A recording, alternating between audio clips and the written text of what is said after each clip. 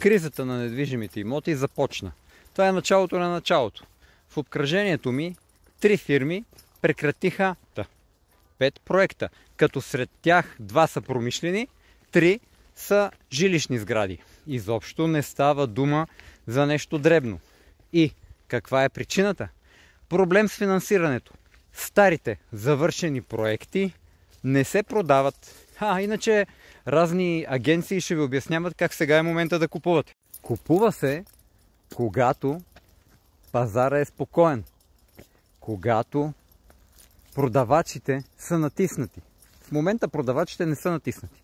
Те имат пари от ненормално раздутия пазар до сега.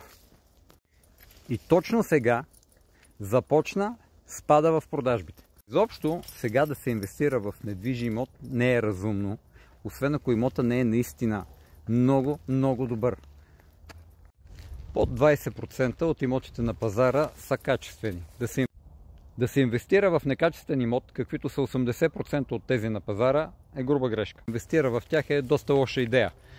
Разбира се, също толкова лоша идея е да се инвестира в златни накити. Защото там може да загубите също бая пари. Общо взето някой като каже инвестиция в имоти, инвестиция в злато, си има нюанси, човек трябва да се осведоми, за да може да го прави. И ако сте решили да инвестирате някакви суми от порядъка на 50 000 или 500 000 лева, е добре първо да отделите няколко стотин или няколко хиляди лева да проучите нещата, за да не се окаже, че сте спестили 1000 лева консултантски такси и сте загубили 30% от инвестицията си.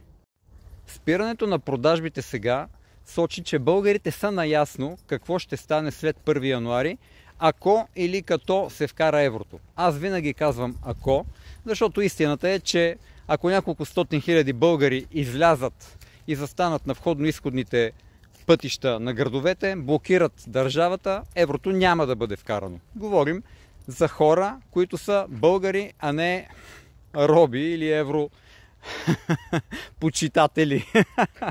Европочитателите са масово изключително богати или изключително икономически неграмотни. Средният българин е наясно какво ще му донесе еврото и от сега стяга колана. След Нова година всякакви бизнеси, свързани с луксозни стоки, ще имат тежък срив. Покупката, продажбата на имоти си е луксозна стока.